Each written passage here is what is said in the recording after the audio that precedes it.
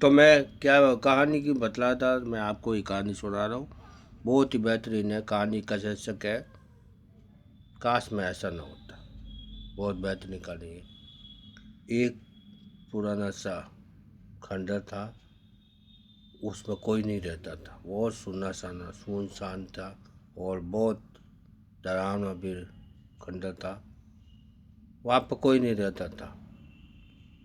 अचानक वहाँ से एक इंसान आया और उसमें रहने लगा। वो ऐसे फालतू बातों को मानता नहीं था, भूत प्रेत कुछ भी नहीं मानता था। वो रहने लग गया। कुछ दिनों बाद एक दो गांव के और आए और बोले, क्यों भाई, यही तेरे को घर मिला था रहने के लिए? वो बोला, क्यों, क्या है इसमें? अरे यहाँ पे भूत प्रेत थे। अरे ओके, कोई बात नहीं, मैं संभालूंगा, आप अपने काम से काम रखो।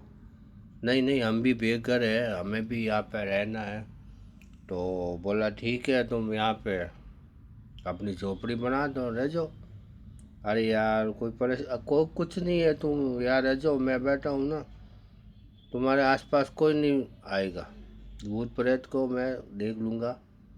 और उसकी इतनी नॉलेज थी, क्योंकि वो इंसान था बहुत ही बहादुर और एक तरह से सबकी रक्षा करने वाला एक इंसान था। तो वह रहने लगे। ऐसे कर कर के और भाई लोग आ गए वहाँ पे, और वहाँ भी रहने लगे। अकेले रहते रहते कुछ लोग कहने लगे, भाई तो ऐसी बात है, तू रह तो रहे, अकेले तेरे को डर नहीं लगता? क्या, हाँ, काहे का डर है? सुबह जाता हूँ, शाम पे वापस काम से आ जाता हूँ और रात को सो जाता हूँ। और जो भी थोड़ा सा हल्का सा नशा करता हूँ, सो जाता हूँ। तो यार, तुमने शादी वादी की नहीं की? कहाँ फुर्सत शादी करने के लिए? अरे हाँ, शादी से बात आया, याद आई। तब मेरे को मेरे घर पे जाना था, और मैं यहाँ का नहीं हूँ, और नौकरी के कारण मेरे को यहाँ आना पड़ा, और इसीलिए मैं यहाँ अब यहीं पे ही रहता हूँ। धन्यवाद, तुमने कुछ याद दिलाया। तो मैं परसों यहाँ से जा रहा हूँ अपने घर, और कुछ दिनों बाद वापस आ जाऊँगा। ऐसा कहकर वो छुट्टी मंजूर करवा दी और चले गए। बहुत बहादुर आदमी था, अकेले कहीं भी जा सकता था, डरता नहीं था। बहुत ही ऐसा कहकर चलने लगा और अपने गांव चला गया। गांव गया तो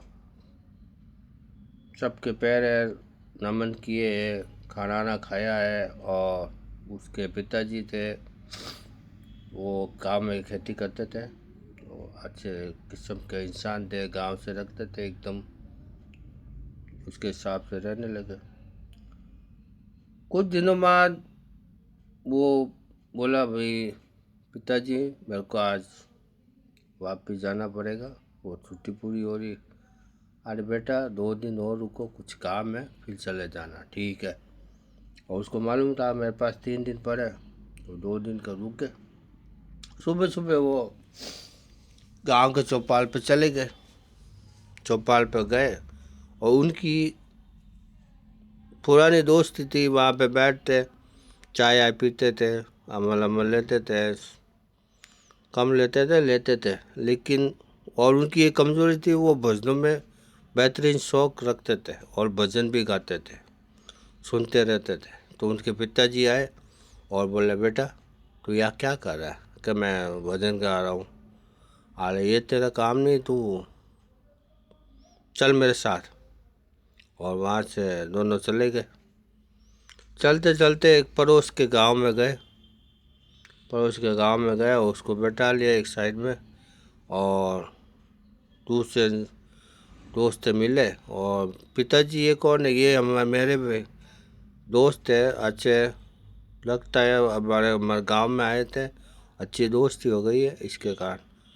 तो कुछ देर बैठे रहे, तभी कोई आई, उनको चाय आय पिला दी। और पिताजी बोले, देख बेटा, क्या चाहिए? क्या पिताजी? लड़की? तो आप यहाँ मेरे को शादी के लिए लेके आया? आप जो चाहे मैं वो कर लूँगा, लेकिन मेरे को जल्दी वापस ड्यूटी पे जाना है। और ये बात कर ली और उसी दिन शाम को शादी वादी करा के वो आ गए तो पिताजी को बोला, पिताजी मैं जा रहा हूँ बाहर, वो यार रहूँगा नहीं, और आप ऐसे कर मेरे तुम्हारी बीननी को ये रख देते हैं। नहीं नहीं बेटा, तू जा, मेरे देखभाल के लिए अभी है। तुम्हारे लिए कौन है? जो करो मैं तुम्हारे लिए कर रहा हूँ, मेरे लिए नहीं कर रहा हूँ।